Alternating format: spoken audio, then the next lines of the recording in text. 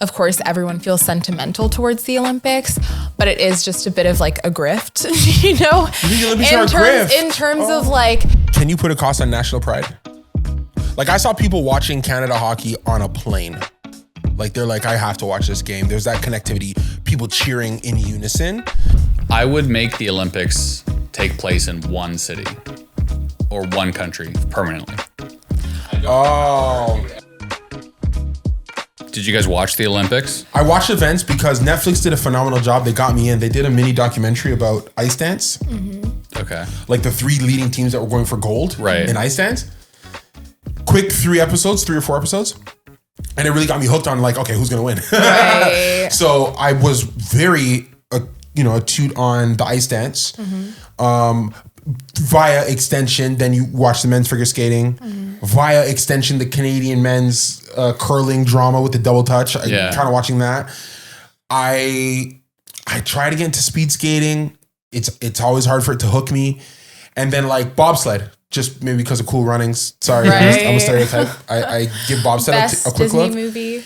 And then because I grew up in the time of like snowboarding finally hitting the Olympics. Oh, yeah. Then I watched like the half pipe, the big air stuff. I'll give that a look. Slaloms, I'll give that a look. Yeah. Does Shaun White still, is there a new person?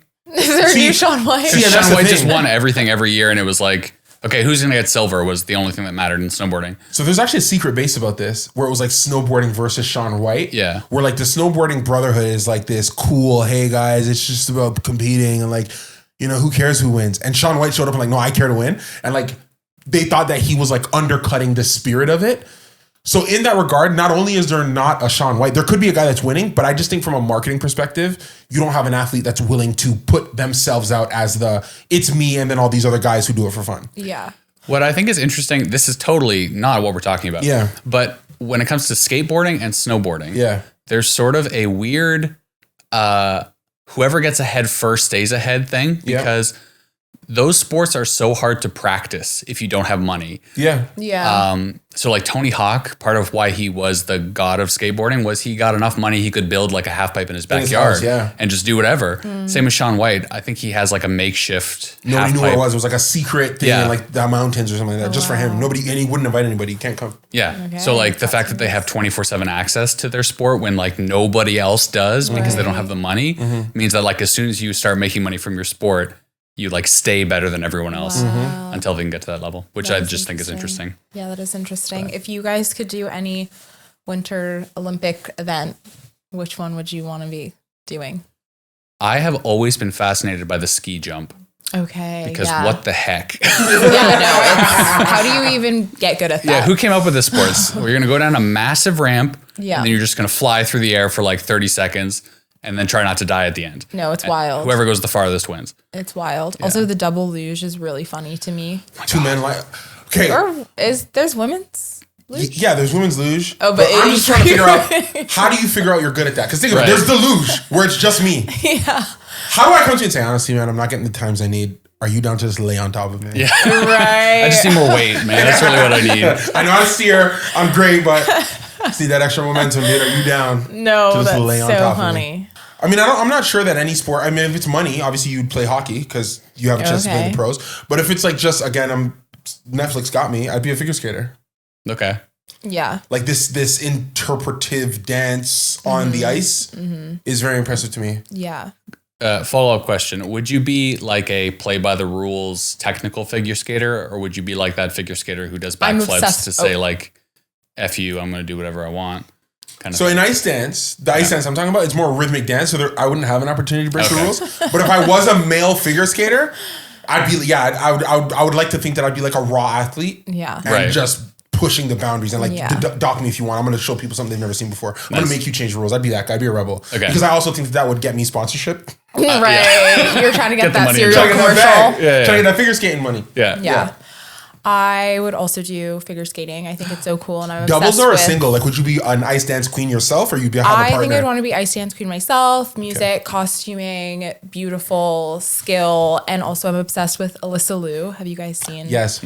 I just I want to be her. So Really? or not Hair actually, included. but like I appreciate her approach to The whole thing. The whole thing. Okay. Like that level of detachment, but she's still so good. Yeah. Right. So it just goes to show you don't need to be like obsessive and crazy. She probably is obsessive and crazy. I think. But in a way that like, because the whole thing was that she retired when she was 16 and then she decided to come back to the sport, but like on her own terms where she wasn't like being told what to eat or when to train. And I think, like I'm sure she is obsessive, but it comes from like A place of joy. I get Yes. So with all that said, Yeah. should we stop having the Olympics? I don't think so. Okay. I don't think so. I'm a big fan of anything that causes the world to sort of pause and unite for a little bit. Obviously, I think the Summer Olympics, maybe because of the nature of those sports, does a bit of a better job of it. Much higher viewership and attendance. You know, but the concept that like, hey, like, okay, the last time we had an attack at the Olympics, was it Munich? Was it the Munich Olympics, 1980s? And that was like a world issue. People were like, you don't do that at the Olympics. Right. You know, we could be in the middle of war. You do not attack the Olympics. You don't attack the World Cup final. You don't, you know, like politics shouldn't exist in these places. It's just pure raw sport. Technically, there's supposed to be some version of amateur athlete, right? These aren't the overpaid, unapproachable athletes that like, you know, those old school guys are like, oh, you know, these guys, they're making too much money. Mm-hmm. It's just raw practice, talent, putting it on display. And not for nothing, these are sports that really don't get much exposure through the other part of the year. And I think that that's important too, because some young kid who's good at skating, it's nice that he's saying, you know what, man, I'm going to get to the Olympics one day. I like that. Right. I like that. I'm a big fan of that. Yes, I can appreciate that, but I feel like I have to disagree. I think that, of course, everyone feels sentimental towards the Olympics, but it is just a bit of like a grift, you know? You think the Olympics are a grift? In terms of like this private organization, getting all this money, generating all this profit. It's like the country pays, right? Yeah. The country hosts, and then they just give all the money away to this like... To the IOC, yeah. Yeah, which just, to me, I'm like, okay, IOC, hustle, Would but... you do away with the World Cup too then, just under that logic? I know it's not your point, but I'm just trying to see. I also feel like maybe because I'm just like not that sporty of a person, I'm like, dude, sure. Sure. Like... You would get rid of the most watched sporting event in the world. That's crazy. I mean, that's just what it is. I just like, I don't know that I feel, you know, maybe I'll be eating my words. I do think there is something about people coming together, having something to be excited about, generating like hope, and it's really inspiring, all the stories. But at the same time, it's like, okay, but does that offset the cost of hosting and putting on? Can you put a cost on national pride? Like I saw people watching Canada hockey on a plane. Like they're like, I have to watch this game. There's that connectivity, people cheering in unison. These moments of national pride and patriotism are important to me. Right. To me. I mean, and like, yes, there's an organization around it, and we live in a capitalist society. So there's, you know, people have created an opportunity to get wildly rich on this thing. But I think the core thing is still incredibly moving and important. And like, I remember, okay, forget the Olympics, but I remember last year, for example, when they were doing the Four Nations thing in the NHL, and I think it was Canada, US in the final game. I went to like just a random beer town in Burlington because I thought it would just be me who was interested in watching this game. The place was full because there is that thing of like, yeah, it's cool to be united, and you're making, you know, and like when you're sitting beside the guy that you would never sit beside if not for your appreciation of Canada hockey or Canada, whatever the thing is. I don't know. I those are moments I think that help us as a nation, especially in this divisive time. Just realize, hey, there's more that connects us than divides us, and I think that's important. National sport does something that league sport doesn't do, and I think it's important to like human consciousness. Yeah, I mean, and the Olympics, the World Cup are some of the last public massive platforms for national sport to play itself out. I just think it's important, man. So there definitely is that positive aspect. I think specifically, because I don't know the numbers for the World Cup, but specifically talking about the Olympics. I'll check. I think the last one was the most viewed. Keep going on. Yeah, the Olympics hasn't been... I think the Olympics has been profitable once in the modern era for the host country. For the most part, it puts them into like billions. The Olympics bankrupted a country. Like Greece went bankrupt largely because of the Olympics. There were other factors. Greece went bankrupt because of the bankers. Yeah, but the Olympics had a huge... was a big thing. They put them in extra billions of dollars of debt. Okay. And when you talk about, like an attack on the Olympics, like you don't do that kind of thing. So yeah, but they do remove all of the poor people or the unhoused people from the areas around the Olympics so that they don't ruin the optics. They do kick people out of their living situation and gentrify those areas so they can't come back. Like there are a lot of political things that do happen sort of in the shadows around the Olympics that we don't talk about. And while it does, have that national unity thing, which is very, I think, important and impactful, like there is a social cost, there's a literal economic cost, and there's an environmental cost every time you put on the Olympics. That is significant. I would be so curious to see the metric. I mean, I've only been to Whistler one time. Okay, so I don't act like I know, but when I went to Whistler and people talked about the change in Vancouver after the Winter Olympics, they talked about it positively. When we had the Pan Am Games here, it was the Pan Am Games here in the GTA. Yeah. I heard a lot of commentary, particularly we went to York. York was able to get a new stadium because of the Pan Am Games, because there's government money saying, hey, if you're willing to host some stuff, we'll do this. They were able to retrofit some local arenas. Some of these things do have, now you're going to say, is that worth the cost, right? Like improving the community rec center, is that worth the cost? No, I think that is positive. But for example, in Russia, like most of those buildings just sat derelict. And a lot of people like didn't have money for social services because the money went to those things. I don't think that some of that, I don't call me crazy. I don't blame some of that stuff on the Olympics. I blame that on the politicians that have cut corners to get the Olympics without a plan to take care of the people after. If I'm the Olympics, I'm creating a scenario with which you could win the bid and get me to come. That's what I am. The fact that you as a politician who's actually supposed to have more responsibility to your people than I am are willing to leave the building empty, are willing to not do this, are willing to not build the infrastructure in that way, is not my problem. For example, we're here in Toronto, Canada. We fought like hell to try and host World Cup games, right? But our infrastructure is still a mess. So the World Cup's going to come here. I'm going to tell you right now. There's going to be complaints about transit. There's going to be complaints about wait times. There's going to be complaints about extra traffic. There's going to be complaints about all that stuff. I saw that coming. I'm sure you saw that coming. I'm sure you saw that coming. It's the politician's job to say, because remember, we got the World Cup now. There was one year where we bid on our own, saying we want. That's how we got the Pan Am Games. We thought that was a mistake. I blame the politicians for not building the infrastructure. You're going for these things, but you're not ready for it. Nobody forces you to bid on the Olympics. So if I'm a politician and I say, hey, I want the Olympics because I want the crown jewel in my hat, okay, I'm going to require you to go the extra step and make sure that your country doesn't get gutted for doing this. Yeah, I mean, I'm curious, what is the incentive of hosting? Tourism. Like what? Okay. Because the extra people that come to town to watch the games increase the businesses in the surrounding areas. Right, but then that's not a great argument then if it puts you in debt. Even with the tourism, they lose so much money. Right? Well, I think that they lose. I'm playing devil's advocate now. We're officially entering the part of the argument where I might believe what I'm saying, or I might be trying to give us good TV. I would argue that if somebody came to me, let's say you're the head of a country, and I say, look, do you think your country is a great country? Yeah, I think I have a great country. Do you get a lot of tourism? I do not get a lot of tourism at the moment. All right, I tell you what.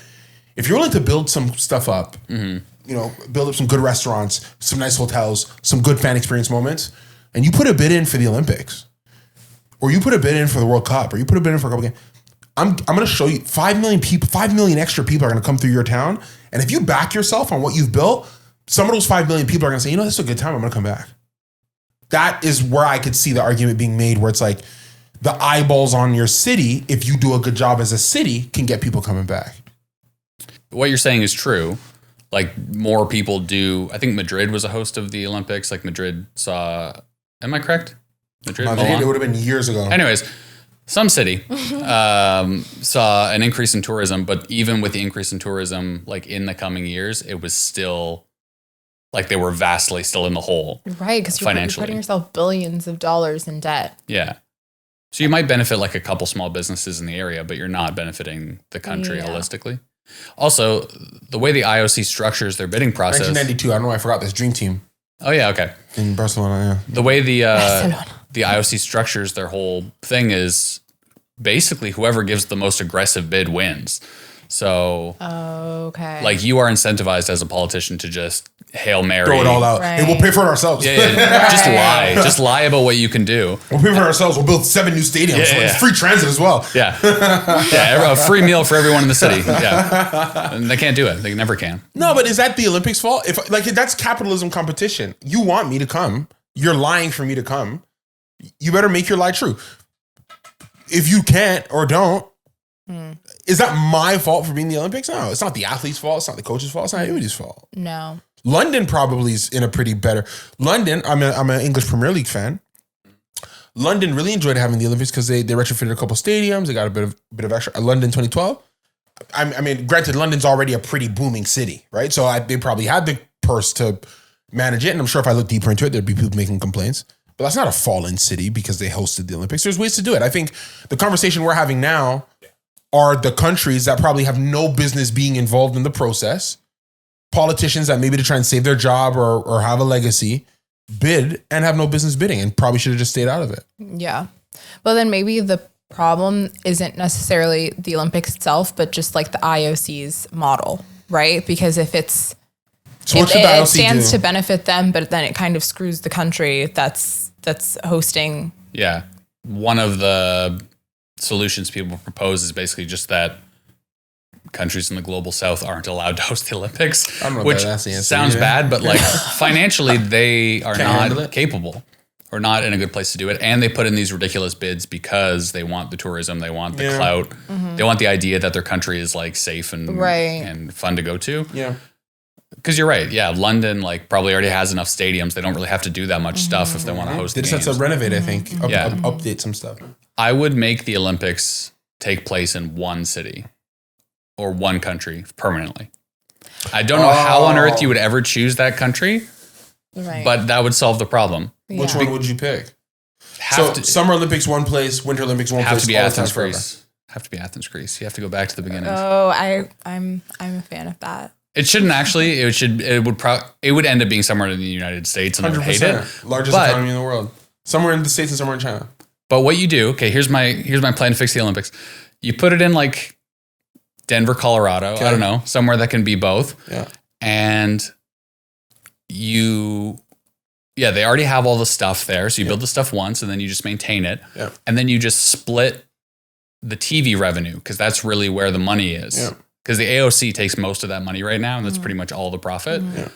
And then maybe you like have bids every year for like who gets to host the TV stuff or something, like who gets to run the TV that year. But then you'd have America with a home field advantage every Olympics, no matter what, Yeah. for the rest of time. I mean, not this America, but America a few years ago, you would have like people from everywhere go there and it'd be fine. But now, yeah, it would just be like American people in the audience. No, I if anything, I think we should treat it like a mortgage.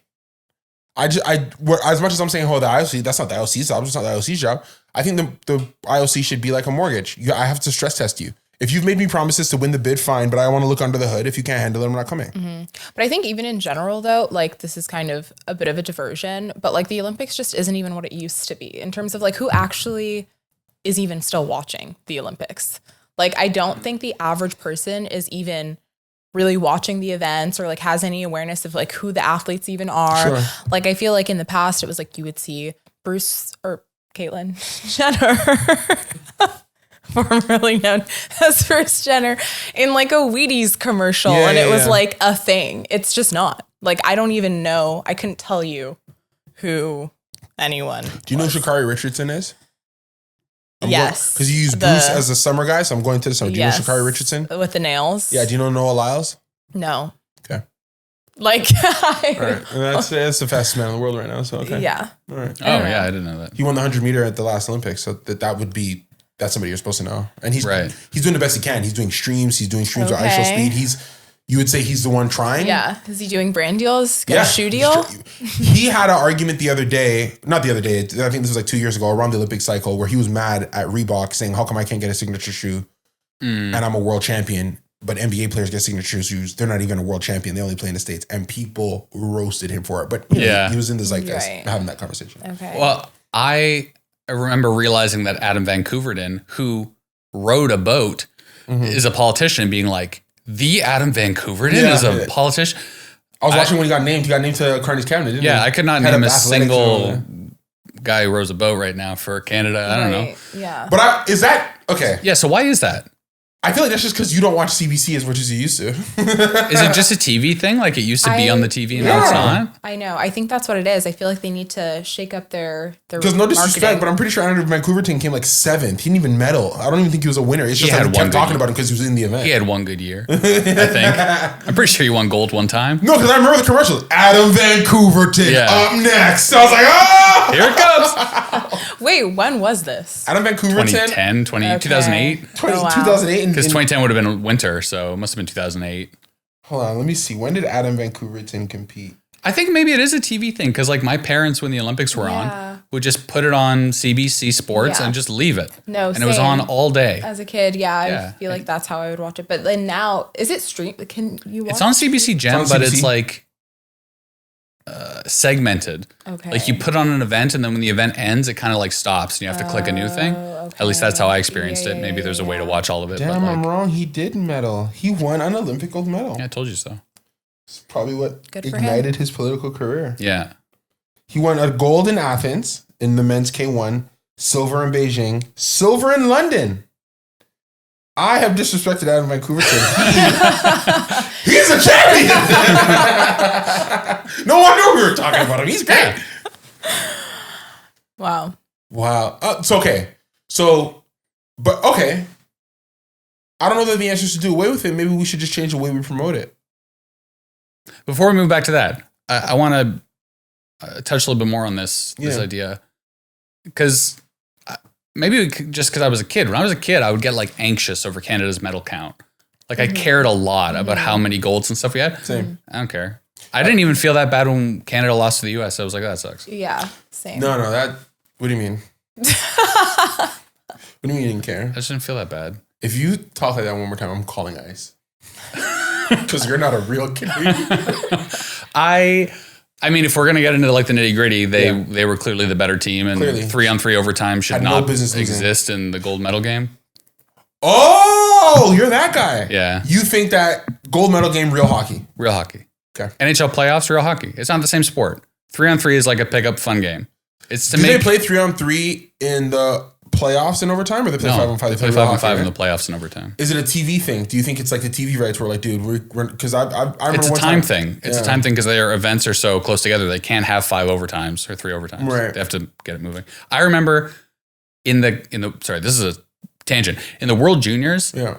Canada lost in a shootout, I think, in the last one, and I was like, this is a crime. A shootout is not sports. Yeah, it is yeah. a little fun game. This is wrong. But it was the same with the women. The U.S. women were clearly the better team. Yeah. Canada almost managed to fluke it out. If they'd fluked it out, I would have been like, well, that's wrong. And Really? Okay. same with the U.S. team, men's team won. I thought that was wrong. They shouldn't have won, but they did, and whatever. So you're thinking that sentiment you're having is a mark of a total sense of national shift away from any care. Like the whole national pride argument I was making, you're like, that doesn't exist anymore. People don't care. No, I just think national pride is a lot more complicated now than it used to be. Why? Like, why is national pride complicated? I like that I'm Canadian. Well, Don't we all agree on also that? there was a little bit of controversy over that with some athletes from the States this year. Oh, was there? Because sure was. I mean, I guess it can just get like kind of complicated.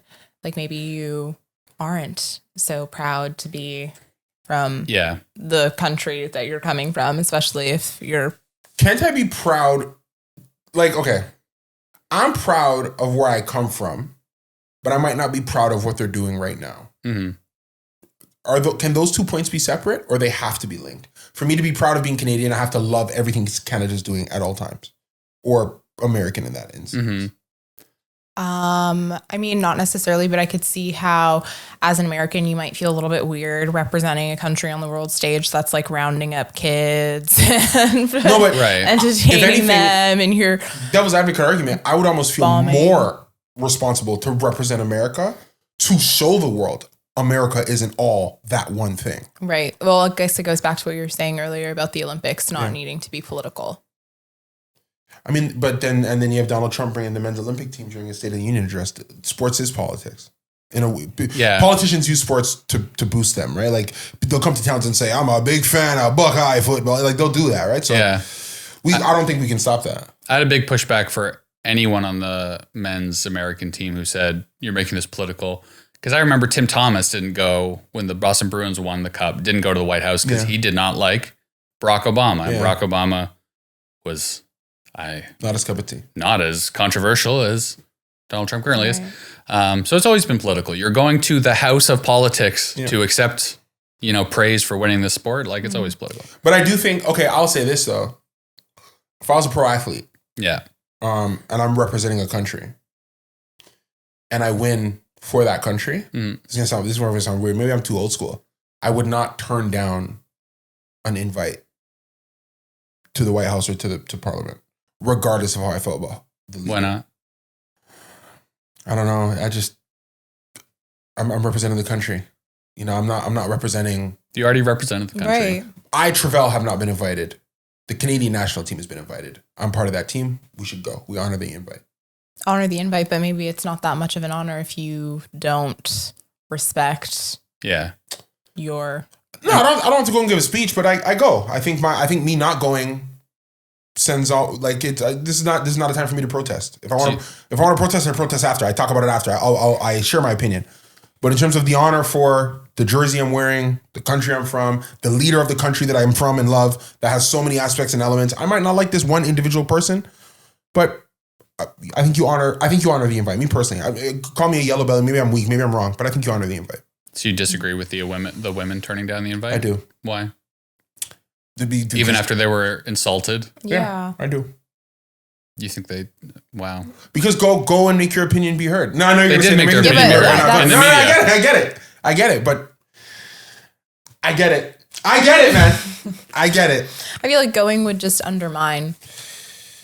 You know what I mean? Like, I think there's something. So you guys are a fan of like the sports teams boycotting. We're not going. I think there's something pretty principled about the fact that they were like, respectfully, no. I will be declining. I think I found this so frustrating too because, again, going back to the sport aspect of it, that women's American team looked like one of the best women's hockey teams ever assembled. Perhaps the best women's hockey team ever assembled. Mm-hmm. They are going to dominate. They're amazing. Global hockey. They're young for the next decade. Mm-hmm. They're young. The men's team, I mean, they won, but they didn't look like they should have won. No. And the fact that the women's team got disrespected and the men's team got praised for being so great, I just thought was absolutely disgusting. You don't think go and from the White House speak your piece? Who's going to let you? They're not going to let you speak your piece at the White House. Talk. The press is there. Talk. I've never been a pro athlete. Yeah. I've never had the pressure of that, right? I'm thinking about it conceptually. I'm sure in practice, if I sat with any of these women, I remember the women's soccer team didn't want to go. Megan Rapinoe didn't go, right? So there are people that have turned it down. Me as a person, I'm always like, my patriotism isn't to the person in the office, it's to the country. The office is bigger than the person in there.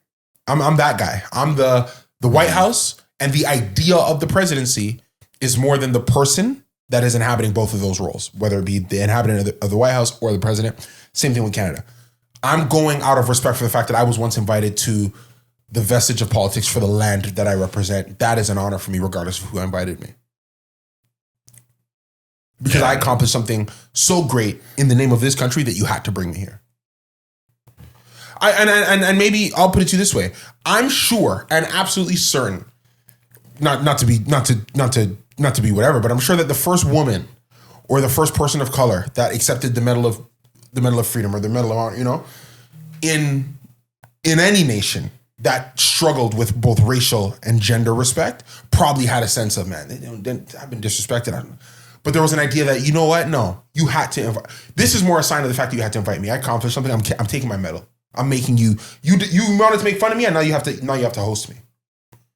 I'd look at it like that. I don't know. Maybe I'm wrong to look at it that way, but I'd look at it like that. Yeah, I think like throughout history, people have used the podium at the Olympics to do their protest. True. I can't remember the specific example I'm thinking of, but there were two black athletes who won. We should get our references correct. Yep. But anyways, there were two black athletes who did the Black Power symbol on the podium as a way of protesting, and I don't think like, I think that's your stage. And I think getting invited to the White House is like, then you are getting deeply into the political realm of Tommy Smith and John Carlos. Okay. Yeah. In the 1968 Mexico City Olympics. Okay. There you go. Incredible. An incredible image. Mm-hmm. But yeah, if they do that and then go to the White House, yeah, because I did that and you still have to invite me because I accomplished something in the name of this country that, let's say, okay, whatever, I think Donald called them, was it them who he called losers or something like that? Or I don't remember the nature of the insult, but for all the stuff you wanted to say about me and all the reasons you didn't think I belonged here and all the reasons you think I shouldn't be the one representing this country and all the reasons, and for that whole long list, I'm from here, I won from here, and you will host me now and treat me with respect when I'm in your face. Right. That to me is the win. I will come and make you respect me. I agree with that. I don't think the US... Because Donald wouldn't invite them and embarrass and crack a joke on them while they're standing there. Dude. No. Donald, who called a reporter piggy to her face, he wouldn't make fun of some women. That's a good point. But at the same time, I think if you, like, for instance, in the case of Donald Trump, like, if you take issue with him as a world leader, then I don't really think even, you have to host me. I don't want to be hosted by you. I don't want to be in the same room as you. Yeah, but we have to be careful. Donald's not a dictator. No. He's not being invited by some authoritarian. He's an elected official. Or insert anyone. It's not the first elected official we have. He's an elected official. I think we need to acknowledge he didn't kill somebody. Right. He didn't overthrow anybody. He didn't. We don't know that he didn't kill people. He didn't. It's pretty suggestive in the files he may have killed some people. He didn't bring in the military and take out the guy we liked. Just some 75 civilians. million Americans wanted this guy to be their president. Mm-hmm. What does that have to do with anything? Right. So, like, take the invite, man. Sure, I don't like him, but take the invite. What's the problem with taking the invite? Okay, Because 75 million and you have every right to opt out of of having tea with this man. Especially at the time Again, I'm too old school. I'm admitting I'm old school. I don't think you do that.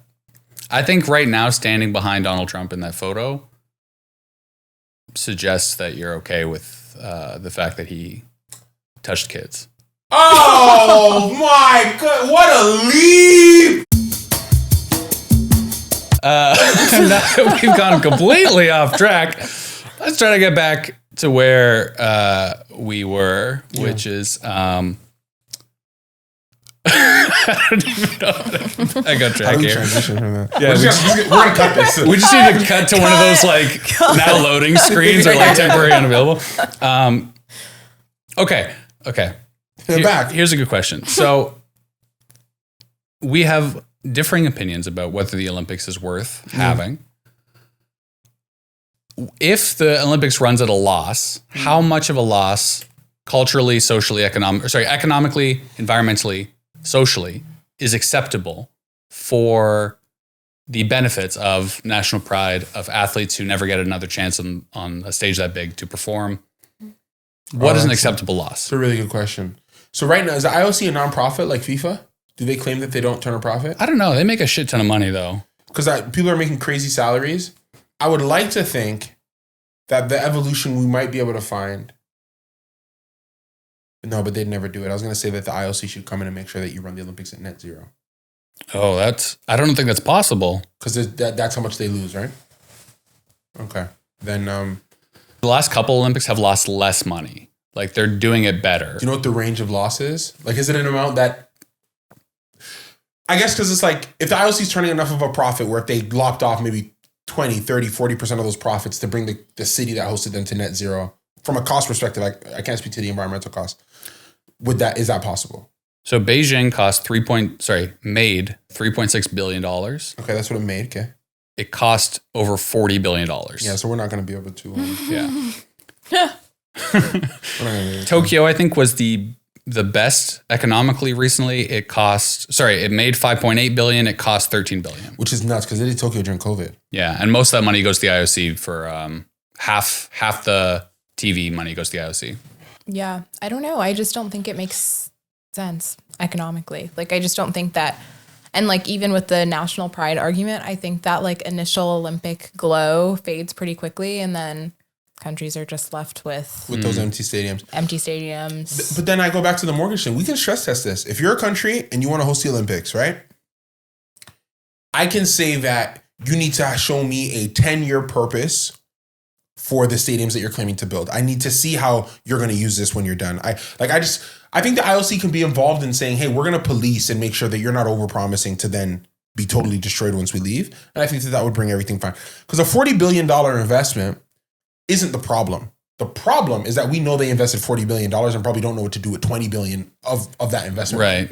But if it was like, hey, this, like I remember Qatar. Qatar had a stadium for the World Cup that was going to become condo buildings. Then they had another stadium that was going to be for another team. Then they had another stadium that they literally build out of containers because they wanted to be able to tear it down when the Olympics were over. Or when the World Cup was over. Yeah. So there was a lot of little, obviously I didn't look deeply into it, but I think there's a lot of ways to say, hey, look, how do we make sure that you doing this doesn't totally destroy who you're at? Does the Olympic swimming pool become a community center that goes to kids? Are universities coming there? What colleges do you have?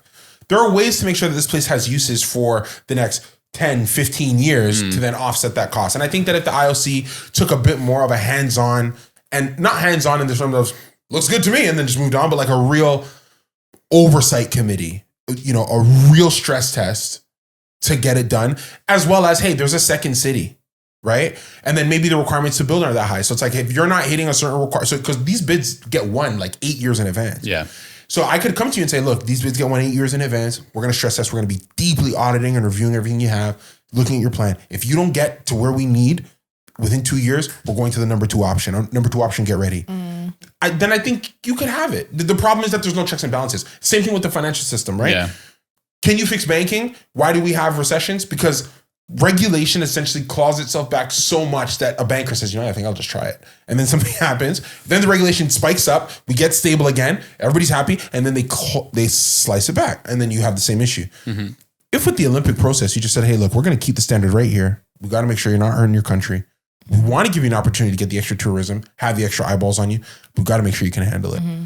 Then maybe there should be a change in, like you're saying, where I'm not just taking the best bid that looks like it's going to make the most money, but maybe I am doing a bit more of a global thing where every cycle we're targeting a continent, so that maybe it becomes even more of a continental pride thing where it's like, hey, this cycle, it has to be somebody from North America. Which one of our best cities steps up, right. And then maybe us as Canadians, like, well, we got to beat that American bid. What city do you think they're going to, and then you can get it like that. And I think you just have to create where competition forces the people to keep themselves in check, in my opinion.